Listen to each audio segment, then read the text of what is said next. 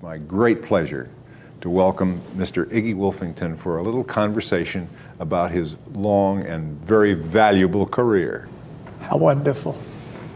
I made it here, and in the Cagney room, Yes? who we all worship, and worshipped always with his work, but as a person, he was so... Well, much like you, he did many other things. He did other things. He was a builder. He made the world love him. Yes. Well, the Cagney room is one of our favorite spaces, and it's my honor to be sitting here with one of my favorite people. Yes. To talk about your life. My joy.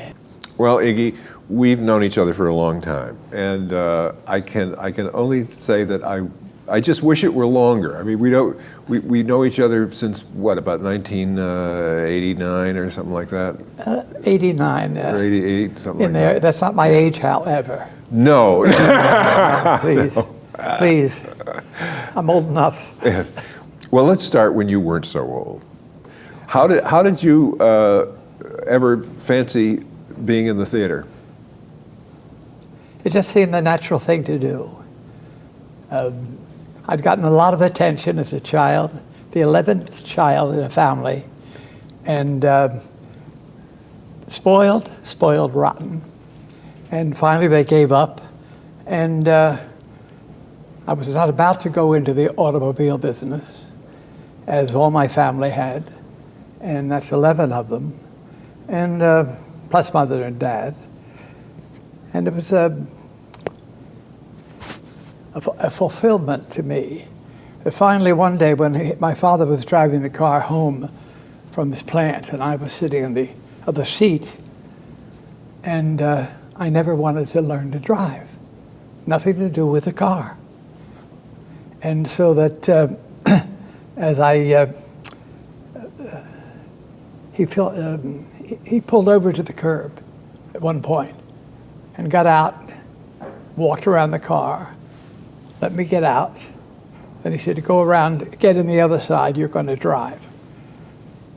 And just the fact that, of course, your father is your father, and when he says you'll do it, do it.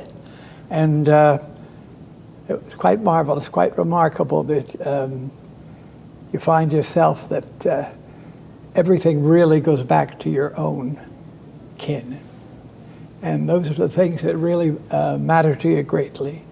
And it's like what we're doing together, working together at this, for the welfare of people in our profession. Yeah. And especially through the Screen Actors Guild, of course. And it's titillating. And sometimes you wonder if you did the right thing. Is this person going to take advantage of the opportunity to be helped? Yeah. And but you never did. Let's get to that in a minute. What I'd like to have you start telling me about is when you were driving that car, and was there a connection between having the responsibility to drive that car and deciding to pursue the theater? I think everything that surrounds you in life is responsible for what it taught you, or didn't teach you, or you wouldn't learn. And I was a slow learner, and I wasn't going to do anything but what I wanted. And finally, I think my family really said, he's never going to go in the business, and I don't know that he'd be an asset. You know, he'd be performing in the showroom. And but we got over it. I got over it. I'd had a terrible speech problem, and that's what made me decide I'll be an actor. Iggie, I heard your father thought that you had a speech impediment when you were very young and took you to a therapist or a doctor, and the doctor examined you and said to your father, he doesn't have a speech impediment, he just thinks faster than he can talk, and he stumbles over his words. Is that how that was? And his pacing is too good. Yes. Well, your timing has always been impeccable, Iggie. We all know that. Thank you. Thank you. I hope so. When you started in the theater in Philadelphia, of course this was, what was the first thing you learned? First thing I learned is how to sneak into a theater if you didn't have the quarter. The first thing I learned. And that wasn't theater. You couldn't sneak into theaters. They were too wide. But movie theaters, you could get away with murder. And it's... Then you learned how many seats there were in all the theaters, didn't you? That's right, all over the country. I got a copy of Variety somewhere, and I learned every theater in the country, the theater type theater, and how many seats were in the theater, how the place was done, and I was so fascinated by everything. I suddenly thought, well, you have to go in the theater. It's going to kill you if you don't. And somehow I did land there, and happy I am about it. And how young were you when you had your first role on the stage? First role on the stage. Well, it must have been one of those. Was it the Orson Welles show in Philadelphia? Well, that supernumerary, but you hit it right. Yes, Chester Street Opera House, the biggest theater in Philadelphia at that point, and. I, by that time, had spent a good amount of time studying for the performance. And this was something where Orson Welles had written this piece of theater, combining all the kings of Shakespeare. And they let us dress on the 5th floor of the Chester Street Opera House. And you would change costumes every time you came on. Half the time that you'd be pulling up your pants as you were due to walk on. Well, when you came on stage in that show, you were positioned behind Wells, and I think something kind of unusual happened. Tell us about that. This was the where they hired the supernumeraries, and you didn't know what you were going to do, and they gave you your wardrobe, and it was Falstaff's army coming back from defeat. And they were all peculiar-looking people. Everyone was tall, skinny. I was round. Everyone else was something else. And it was intriguing. And we got to that scene. The other stuff didn't matter. There were tables turning. You could have been killed. Yes. I wouldn't have, let go of that stage. But at the entrance with Wells, coming back from defeat, stage manager said, "Follow him when he stops. When he stops, stop where you are." I said, "Yes." And there I went, straight ahead. And suddenly, Mr. Wells stopped, and I was like half a foot behind him. And he turned around and had some soliloquy. And he took his sword and held it to my belly button. And I stood so still, didn't move a muscle. And then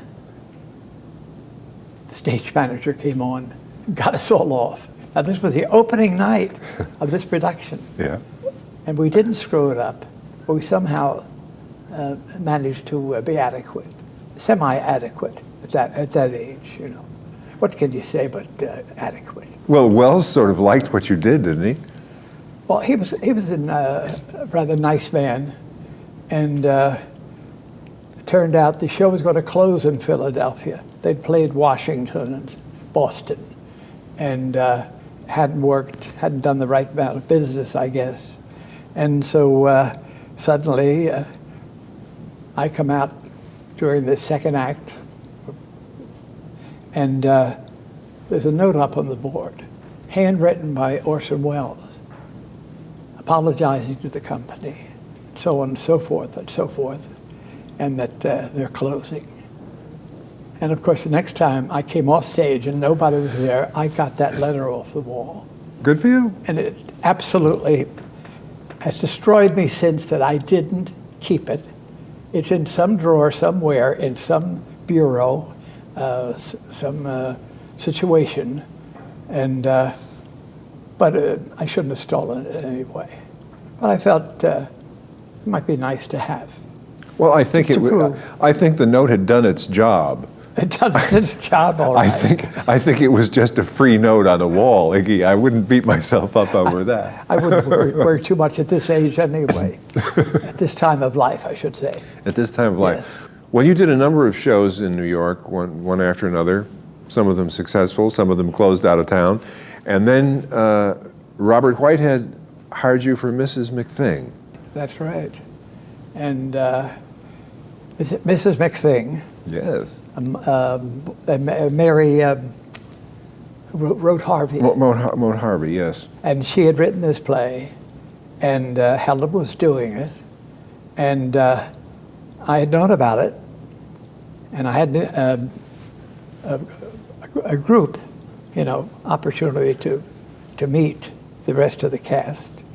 And I thought, well, maybe I'll get that part. And of course, I didn't. And then later in the day, or in the week, I guess, the theater column daily used to show who just got a job or who left or who stayed in a new show. And it was intriguing because I was so sure I was going to get the part. And then you went home, and the next day paper said, so-and-so is cast. So that's gone. That's not happening. And the next day after that, you see in there where this other well-known actor has left the production. And finally I thought, oh my God, if they're not going to take them, they certainly won't take me. And next thing, they said, go up to Whitehead's office. He wants to meet you and talk to you. So I thought that meant I had the job. And of course, it didn't at all. I was going up there to be told that I wasn't right for the part. And so I came back and to the stage door. They said to go to the stage door. And the production stage manager was to meet me. And he must have thought in his head, well, this is another replacement coming up. And he said, go sit about over there by all the ropes. And that was easy to do. And shortly after, they called the second act. And that opened with Helen Hayes and whoever was going to play the part. And I thought, gee, this would have been wonderful, but it's not going to happen in too many people. And so at one point, the production stage manager said, all right, take it from the top, act two. And Miss Hayes had started the cross stage, and I'd started the cross stage. And we met at this counter. And this is when they said, okay, we'll pick up from there. And she stopped and said, excuse me, I haven't met the gentleman. And they said, oh, well, this, and they took the time and so forth. And when I said, my name's Iggie Wolfington, she said, is that Ignatius? And she was a blazing Catholic, which my family was also. And so that from then on, she was my friend. And no one dared say, he's not right. And even though Whitehead tried. Oh, Whitehead was I mean, he became a man with all his wealth. Yeah. Being so cheap, paying actors. Yeah. I think he's dead now, so I can say that. Yes, he is. Really cheap, cheap, cheap. And a gentleman all the way. But $150 to him was like $5,000. Ridiculous, ridiculous. Can't be that cheap. Can't be cheap. We're dealing with actors who took themselves in life by becoming actors. It's a very rugged and demanding profession. I loved being in it. I wouldn't give it one day away of it, but it's a wonderful opportunity to search life and be paid for it. That's true. You know. And when you were in Mrs. McThing, Iggy, You received the Clarence Derwent Award for the Best Supporting Actor on Broadway that year, didn't you? And that's a very distinguished award. That's given, I think, by the New York Drama Critics, isn't it? Yes. The Clarence Derwent? Yes, yes. And Clarence Derwent was the founder of Actors Equity, was he not? No. No? No. Clarence Derwent was an English actor. Oh. And he came from England and adopted America. And after they created the award for him, it also now is given annually in London. Ah. So it makes you feel kind of good that once you fit in as a real person, it's a nice feeling to be happy with yourself. I know it, and be grateful, not ashamed. Yeah, you know, not trying not to bore people talking on about it. No, but it is nice to, a little recognition goes a long way in this business. You know. When did you decide to come to California, Iggie, and live out here? I guess I decided I wanted to try to really be in pictures. I don't know, but I think that has to be the reason. Bought a home out in Woodland Hills for like $38,000. Wonderful. Ground, hill, driveways, wonderful. And of course, as soon as we married, Lynn said, or maybe she said it before we married, she said, I'm not going to, I guess I had proposed. She said, well, you can't live in Woodland Hills and make a living in Hollywood. And so that she lived right in the middle of everything. Perfect, you know, phone could ring, I'll be in 4 minutes, and some you could. Yeah. And it's... But now you live in Studio City, or? Yes. Yeah. Much more in the middle of everything. Right in the middle. Well, what would you tell an actor today, Iggie, who is on the cusp of a decision to pursue the profession or sell insurance? I usually try to not discourage anyone, but to tell them in some way to hang on to their feelings about it. And if they can hang on to them, it means they should stay with it. And I do believe that. And it was a wonderful beginning, career-wise. And it stays with you forever. And just about the time you feel kind of low and a little loose and nothing, so always someone will stop you on the street and said, weren't you Iggie Wolfington, or aren't you Iggie Wolfington? I said, yes. They said, I thought so. They said nothing more, and said, go on. That's New York. That's our New York. It's funny, isn't it, how you often don't know as a performer how many lives you touch. That's right. It's your family. And I have a big family. I mean, I'm the 11th child, and one sister married and had 5 children, and the 2 brothers, both married, and had a big family. And then there were, I wasn't married at the time, and there was another brother and 2 more sisters that never married, 5. At that time, I wasn't married. It's like having a big family. And also, the family was big enough that they gave up trying to convince me I don't want to be an actor. And it's anything in the theater, behind the cameras, be in a dressing room with someone stopping over to tell them you enjoyed them. It's always like being in church, something sacred, something sacred.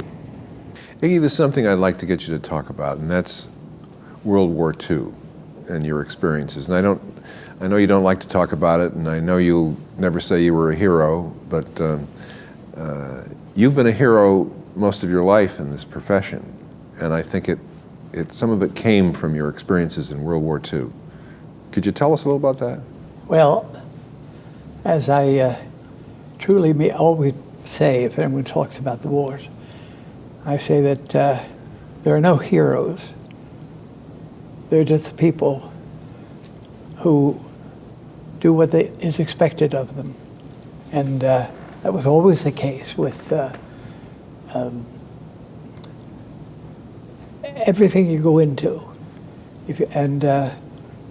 By the time the war was over, people would say to me, "Oh, here he comes, the fat boy of the Ozark Capers." Finally, I got to do a show in the service, and But you didn't want to do shows in the service, as I No, remember you oh, telling no, you. The no. last thing you wanted to but be. at a point when Yeah. you realized where we were, and it's before I was wounded the first time, and I was in the hospital. I was in the field hospital. I was in something else in England, not England, another country, and then another being back in the States. And I was in a hospital bed, and I knew I'd been shot in the shoulder. And immediately, of course, you feel you fall in the bottom of your foxhole, and the heat of the ammunition turns all the blood on fire. Oh. And you're lying there, and you know you're okay because you're thinking right, and so on. And one point, now that I've got talking about this, it was the fighting fat boy thing was not made up, but it developed as the press were writing about the war, and the fighting fat boy of the 102nd, and so forth. And it was in that foxhole. There was a time when you realized you might not get out of it, but you knew you were okay. And you had your own way of handling it. And they said, well, we'll get the medics to come back and take you back. It was broad daylight. I said, don't send anyone up here. We're safe in this foxhole. And you alternated foxholes. You know, over here with Joe and over there with Sam. And then one day you'd see Sam wasn't there. Yeah. You'd hear a bomb and then boom. And I'm rattling on about this, but that's the way it's coming out of me. Because actually I don't discuss it very much. I know. And but I, of course, being the actor first, the soldier second, and the combination is something. And the one soldier, oh yes, they said this was going back from the first experience of real damage, and as I got, they said, "Well, let's send the medics up." I said, "No, I'm okay. I'm in the hole. I'm not, you know, I'm not. I'm wounded, but I'm okay." And so I said, "Wait till dark, and I'll go back." And by dark, they found another guy who was affected differently in the war, and so the two of us went back. But every so often, I had to stop because of the blood loss, and we got back into where the company was, and there was an army blanket over steps leading to the basement. So we'd walked pretty far, but this is where all the cooks and regular staff were. And we got there and I thought, fine. And I pulled back and as I pulled back, I lost my footing and fell all the way down the steps. And someone said, "You are an actor. You're staging this thing for us," you know, laughing and kidding, and well aware. Because what happened is when a bullet really pierces your body, everything is torn apart that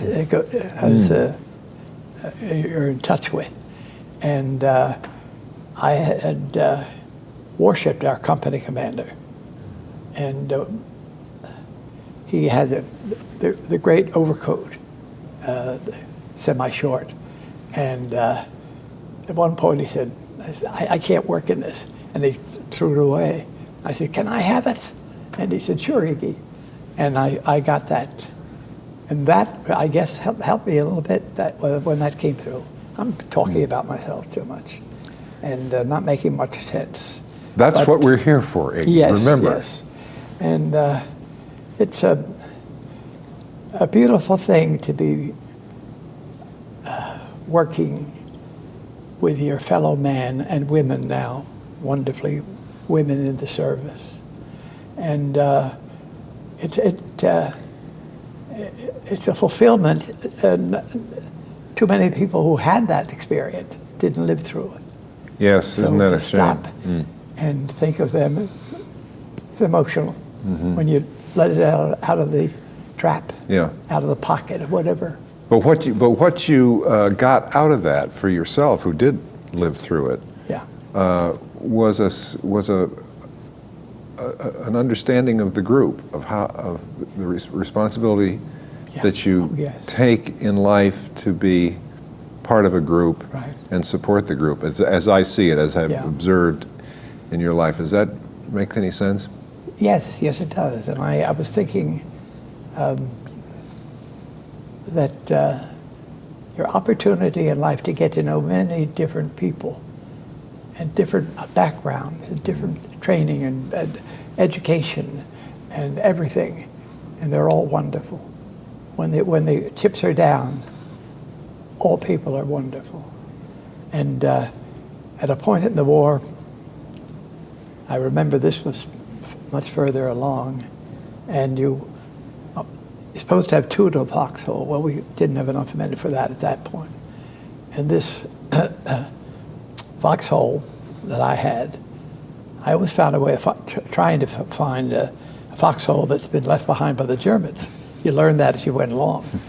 And there would be the open sardine cans, jelly in another can, all this for the soldiers. And I'd look at it, and we hadn't had any food like that for, maybe a week. Lucky if we got hot chocolate sent up, if they could get it through.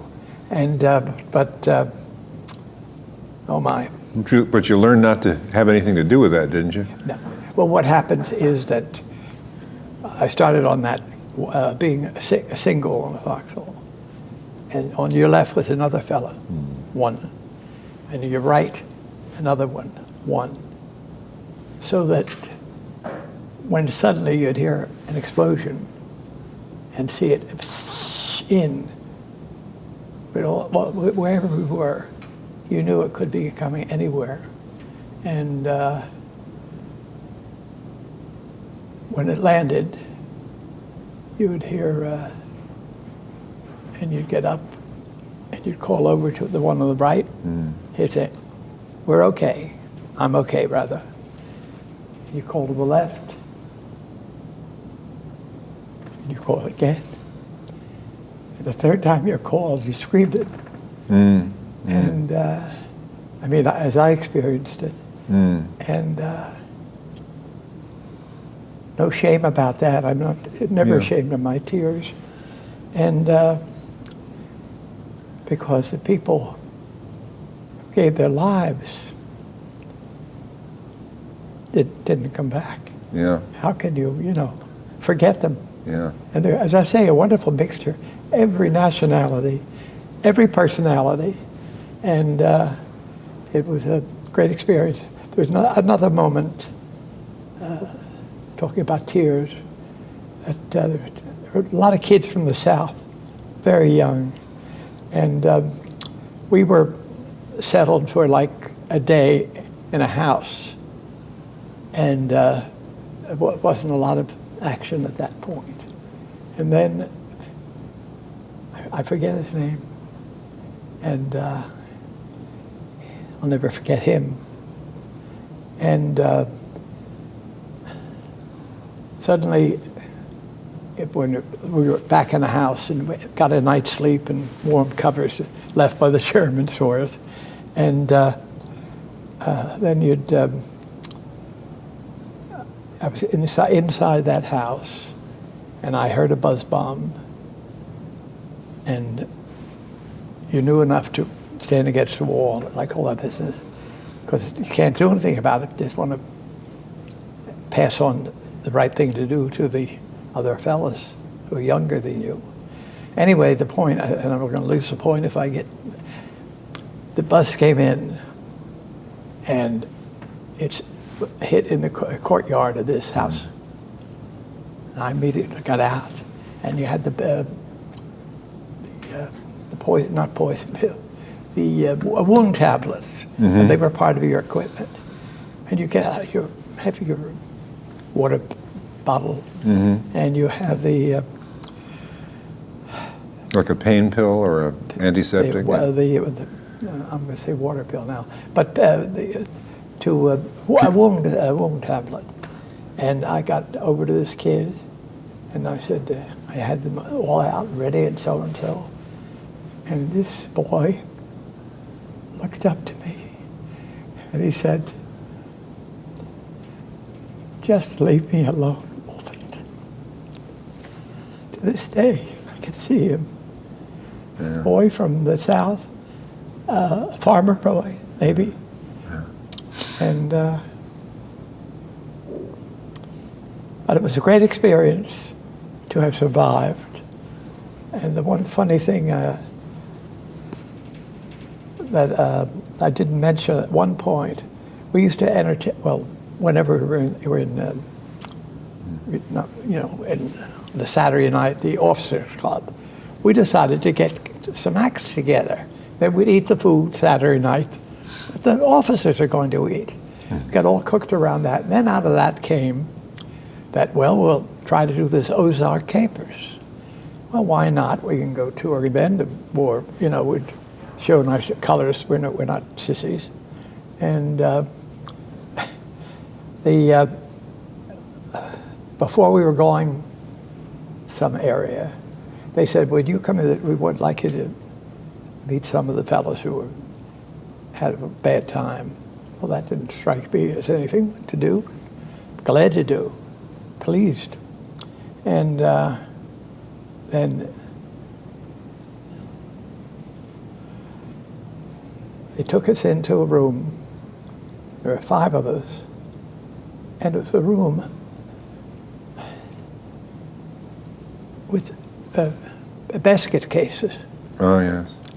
Meaning that their upper bodies there, but all their insides are hanging out. And there's nothing they can do except help them get through. And I thought, gee, how thoughtful he was to take us there as we were ready to go back to the front. I thought, well, we'll see what happens. And somehow your own convictions help pull you through all that. Well, you're talking about commitment and conviction, and I know how important that has always been to you in your life, and that's why I wanted you to talk about it. Getting interested in the welfare of the group has always been part of you, Iggie. And I remember when you went to work in the Music Man, some things happened there and some relationships were developed, and the way Robert Preston held the company together, was the captain of the ship, and was always interested in everybody's welfare. That must have influenced you a little bit, like the influences that may have come from World War II. The theater's a little bit like going to war, isn't it, Iggie? When you start a big show and finally you invade Broadway with it. Well,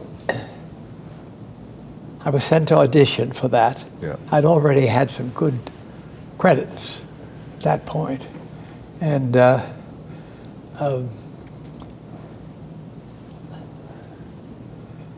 Bob Preston, I guess the most remarkable man I've ever been in touch with, to have a honest-to-God relationship as a human being. And Preston, we were halfway for at least 5 or 6 months in that show before he ever mentioned the fact. I mean, we just worshipped him. Everyone did. And he Preston said one day to me, he said, "Gee, you know, 6 years ago, 7 years ago, whatever, I decided I wanted to play this part. I had heard about it, who, this and that, and so forth." And he said, I went up to the Meredith Willson's home. Meredith Willson, who composed it. And was responsible for most of the success, other than Press himself. And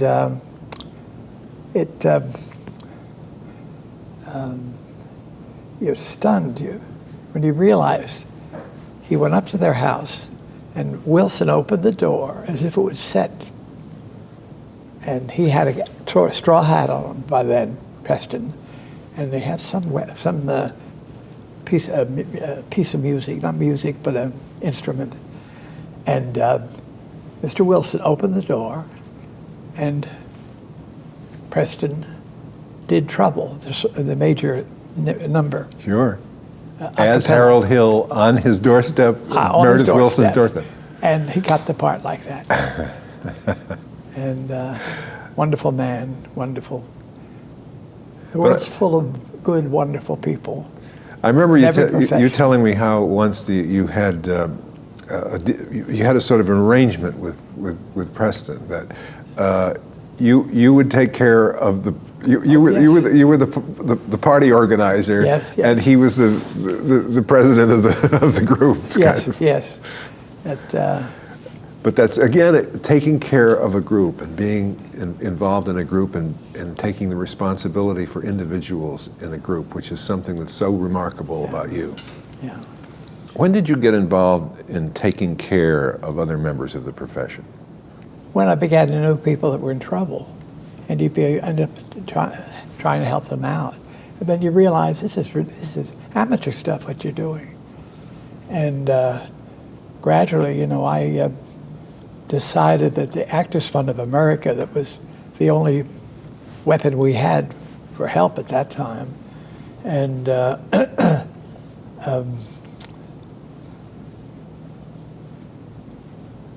I wrote a letter to the New York employee, and told him that what the situation is in California. And I said, I'm sure in other places of America or anywhere. And there's got to be something for them to help get them through a bad spot. The Actors Fund then was mostly New York, wasn't it? Yeah. That was totally New York. And once in a while, someone who knew how to approach it could get through it. But it was very stiff upper lipper, And it wasn't like what we had and what we all have shared. And but happy days, good days. The amazing days are the ones you don't anticipate, But you established to get this your story in sequence here. You were in California, and there were people in trouble in California, and there was no organized help. Theater help, right. Because the Motion Picture Fund was always that's right, always Motion Actors Pictures, Guild. And the Screen Actors Guild probably had a small membership assistance at that time too. Yes. But for the theater people, you went to the Actors Fund and asked what they would do about the West Coast, and it wasn't an easy sell, was it? Oh, not at all.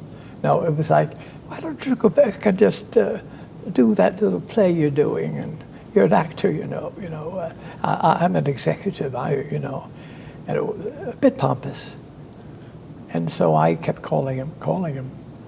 And finally I get a letter back saying, all right, now we've decided to let you open an office.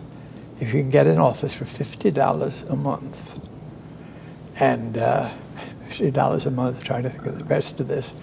And it's central. So people can get there by foot or a bus, and so on.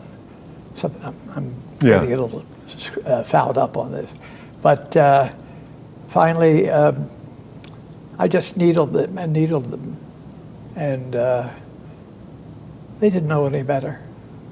They were decent people, but they didn't, you can't make it, when people are in trouble, that's when you have to be gentle. You always had a different philosophy in how to treat people in need. I always felt that no one should be embarrassed to come to anything to do with actors or actresses, and be shy about turning because it's family. I always said that. And the thought that we're being unkind to our own people, not even knowing we're doing it, because there's always someone in some jobs that, well, we don't need that, we don't need that. And, but in the long run, it's been a pretty good ride. I remember Dick Van Dyke said some very nice things about you, Iggie. I think they're in this book about you that was based on an interview that you gave in 2000 to Brian Cleary.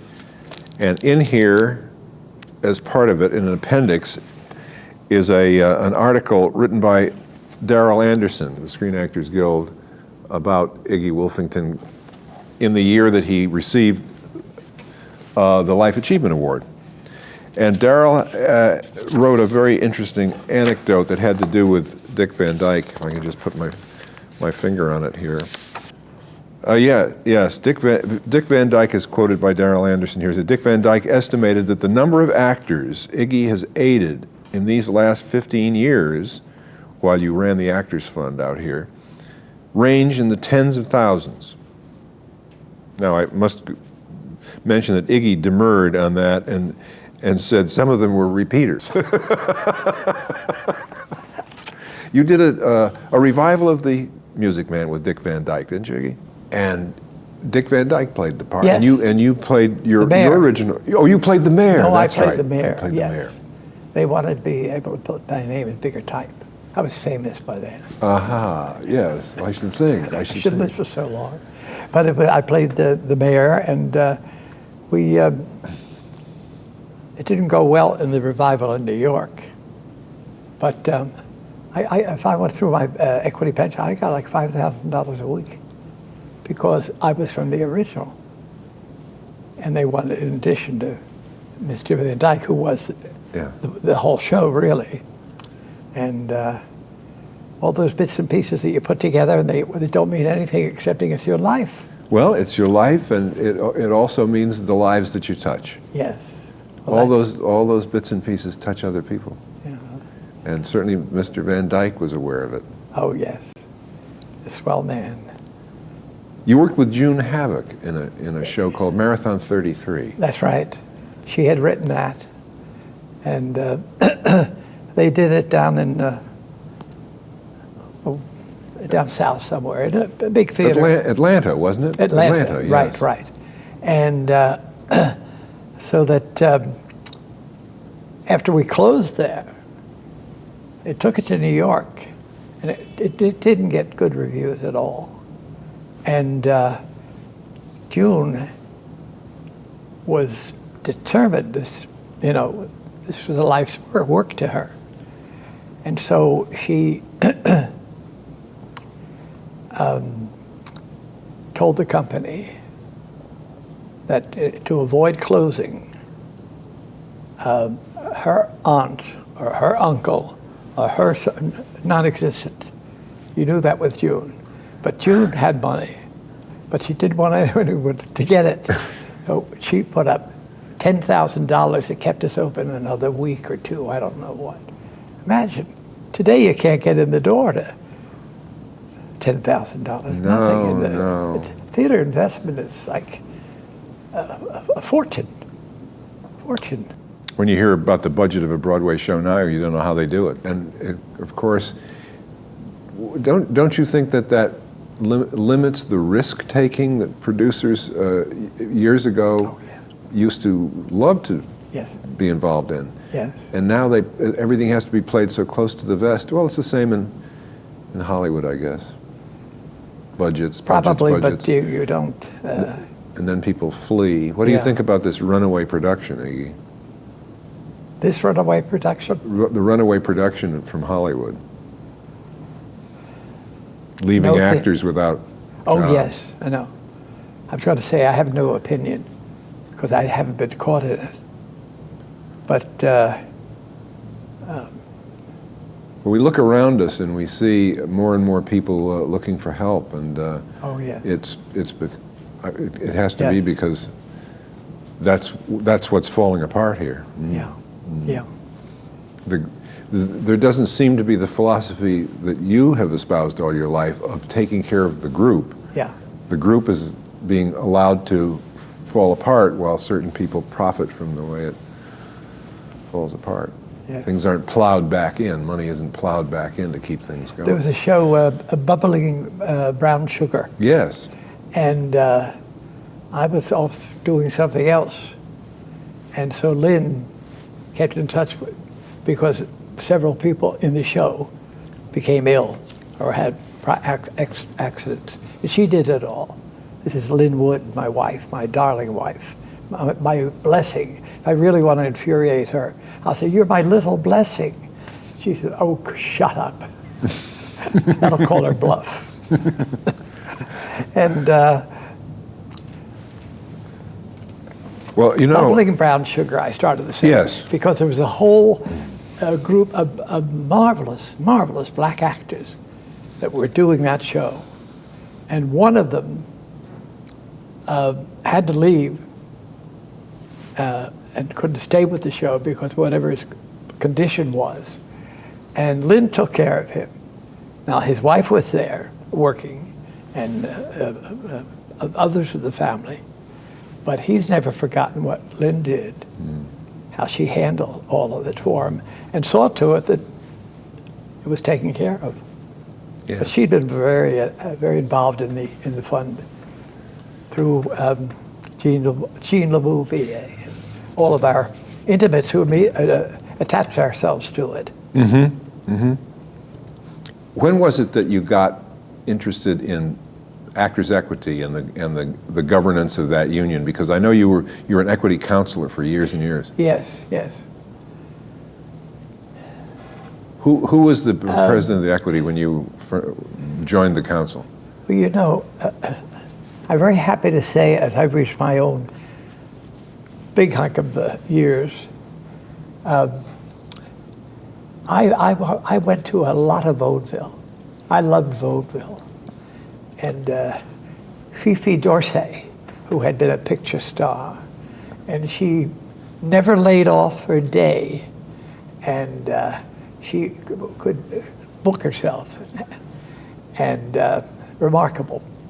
And she came in the office one day, and she said, "This is terrible." She said, I go to the church, and I walk up the aisle to go for communion, and I know that some women look upon me as though I'm a frivolous person. She said, "I'm not. I'm Fifi Dorsey." And the numbers of people who have had a lot of success, worked all through their chosen profession, and that are still standing to be counted as they should be. It's like a family. My family, as I said, we had 11 children, and the two came after me. No, I think earlier. We lost 2 children. Oh, yes, I know. And my father and my mother would always include them in the grace before a meal. It was always the 11 of us, and then mother and dad. So all these things that you've learned in your life have built this inclusion philosophy of yours. Inclusion of the poor, the inclusion of the unfortunate, inclusion of all the members of the profession, Yes. and to organize, not try to do something individually, but through organizations, to get enough help assembled so that individuals can get help. That's, I think, the incredible contribution that you've made. And did Fifi Dorsey have some influence on you becoming a counselor at Equity? Well, I'll tell you, possibly, yes. And what is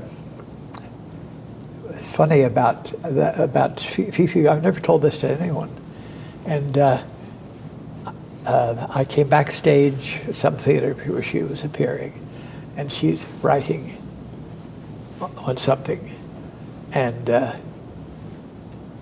the pencil broke, and she said, "Oh shit!" only with a French accent, and I thought, "Oh my God, Fifi Dorsey, I've watched you on stage. You shouldn't use those naughty words." Down the line it goes. You were on that council for how many years? 20, 25 years? Easily, yeah. But I've lost interest the last years because they don't need more, you know. But at the time it was being fostered in California, beginning to happen. Yeah. And well, I remember very, very recently, I went to visit some woman that was requested to visit. I mean, recently, in the last 10 years.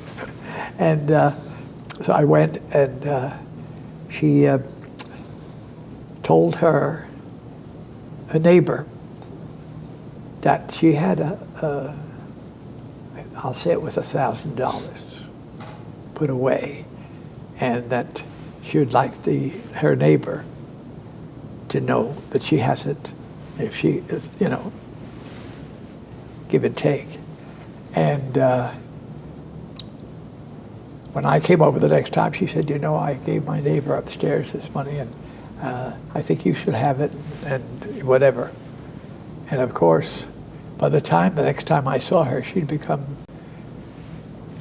a little out of it.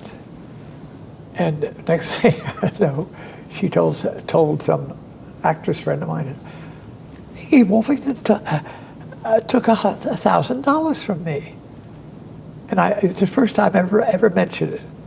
I know. So it comes with the good, comes with the confused, comes with the, speaking of confused, there's a lot of of that on me today here. And so that it's been very rewarding to me to have this opportunity, and of course, loved always the opportunity of this, and the Iggie book, and the mistakes in this book are hysterical. This young man who put it together, and it was one of the real big thrills for me was when being a vaudeville freak, I loved the old-time vaudevillians, and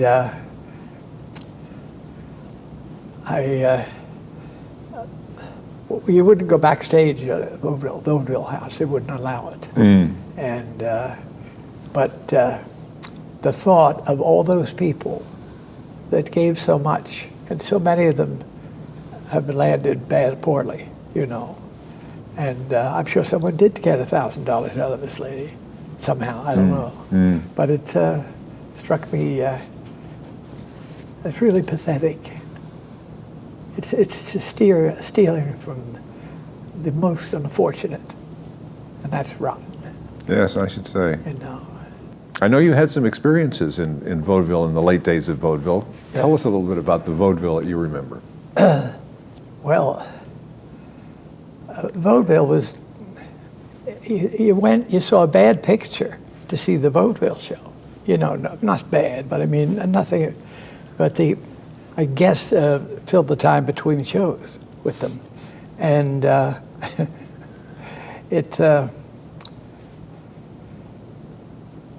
vaudeville was a huge profession. There were people who spent their whole life playing vaudeville, and they played all over the world. If it starts in New York and in America, and the Phase Theater, and here this very nice young man who put together a lot of this. He spelled it consistently. The Phase Theater, P-H-A-S-E. So if you look at this effort and see the Phase Theater, that's not a theater's name, you know. Yeah. And the funny little things come in when you're not paying attention. But vaudeville, I could go and I always stayed for the second show. you know, any ways possible, Me too. you know. And it was 25 cents, I think, at that point. You're younger than I, but maybe it's 30 cents. Oh, it was still 25 cents. Was it? Yeah. Because I'm talking about 1940 when I was doing it. It was still 25 cents to get in. But what was it? There was a story about New Jersey. Oh yes, the blue laws of Pennsylvania. You couldn't play on Sunday, so that theater had to be, you know, off. Dark, yeah. And so that when you finished the show at the Phase Theater on Saturday, they couldn't do anything after midnight on Saturday and before Monday. And so that Fats Waller, they had all wonderful talents, but at this point, it was converting to, I think they say sepia. Yes, sepia. some pictures were sepia tone. And when Fats Waller was playing there, I suddenly realized, oh, I'm never going to be rushing over to the Phase Theater because it'll be all the black entertainer stars. And I wanted just to, you know, whatever. But But to get across the border, you could go across the border into New Jersey. Yes, and they could do it in the top of Pennsylvania, go over to another and do it. But we would get all, and of course part of my work in the Vaudeville Act was to get together the props. We each have to get them together and get out the back door to get down to Atlantic City to play the, I think, 9:30 show there. Oh, I on see. Saturday night. Yeah. And they're lovely days to you dream back about, you know. And so glad you let vaudeville come into your life. Oh, yeah, I remember, Iggy, you mentioned to me about the training you got before you went to the theater in Philadelphia. Bessie Hicks, was it? Well, at a point when I was coming out of high school, I think.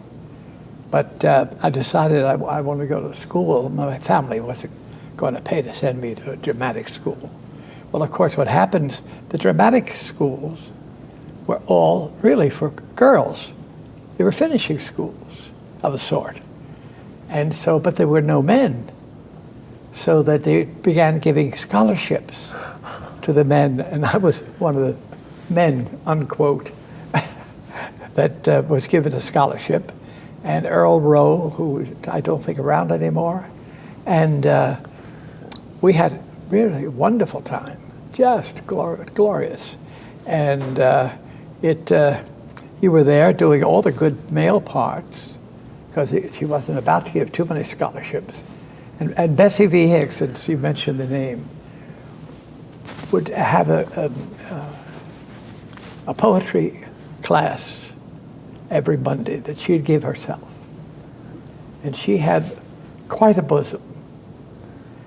And tight, or you could almost feel the marks on her stomach from the girdles or whatever it was in those days. And anyway, Bessie V. Hicks. And she would sit in that poetry class, close her eyes. She always had a long necklace. And she'd be like an Irish woman fingering her rosary. It was the pearls. And so that she's there. And one day I had prepared nothing whatsoever. And she just said, Mr. Wolfington, or whatever she called me. And I got up and I said, a tisket. I lost my little basket. The time it was a song at that time. And she was, yes. And suddenly she could hear the girls giggling. Suddenly the eyes opened, the pearls dropped. She said, you don't have to go on any further. Thank you. Oh, well, youth is wonderful. Well, it's a good thing it didn't scotch a career. Yes, that's right. And I got away from, oh my Lord, oh my Lord. Well, Iggie, in 1984, SAG finally tipped to the fact that you were one of the people that helped more people in our industry than anybody else. And they decided to give you the Life Achievement Award, which is the highest honor that the Screen Actors Guild can bestow and reflects not only the professional life of the recipient, but the recipient's activities for the community and the community of actors and the world in general. And in 1984, they departed from a tradition of giving this award to great celebrities of the movie business and recognized a guy who had done so much for the community of actors who came from the theater and was greatly celebrated in the theater, but not quite so celebrated in the movies. And it was a big departure for the Screen Actors Guild. And this is the very award right here. And as you can see, if I can lift it up here, it was given before you received it, Iggie. It was given to Ralph Bellamy and Danny Kaye and Katharine Hepburn and Walter Pidgeon and Jimmy Stewart and Jimmy Cagney and people like that. And then in 1984, you got it. Very well deserved. How'd you feel? Always surprised. And it was a thrill because I knew under it all where it would go and where I would go with it. And that it was always our family. Now I have to fight for the place with my wife. Terrible thing to call a woman a wife. But Lynn Wood Wolfington. The beautiful Lynn Wood well. Wolfington. Yes. Dazzling. Lovely lady. And a great addition to I always say she's my prize. She's the gift I got from the world. And with that, I think I should take my tears and run out of here. Well, Iggie, go to a corner bar and you've opened a lot of the things that in everyday life you put in a nice place, but you don't turn to them often. You know they're there. And we're a good team, you and I. I mean, you've got the height. I used to have the bulk, you know. And I'll tour anywhere with you, Iggie. You'll tour Iggie. anywhere, okay. And thank you. Just lovely being with you. Not in public, but with other friends and people of our industry. Thank you. Well, thank you, Iggie. Well, that's it for our conversation with Iggie Wolfington. I want to thank you for joining us here at another one of the Screen Actors Guild Foundation legacy tapes, and I hope you'll watch all of them. Thank you.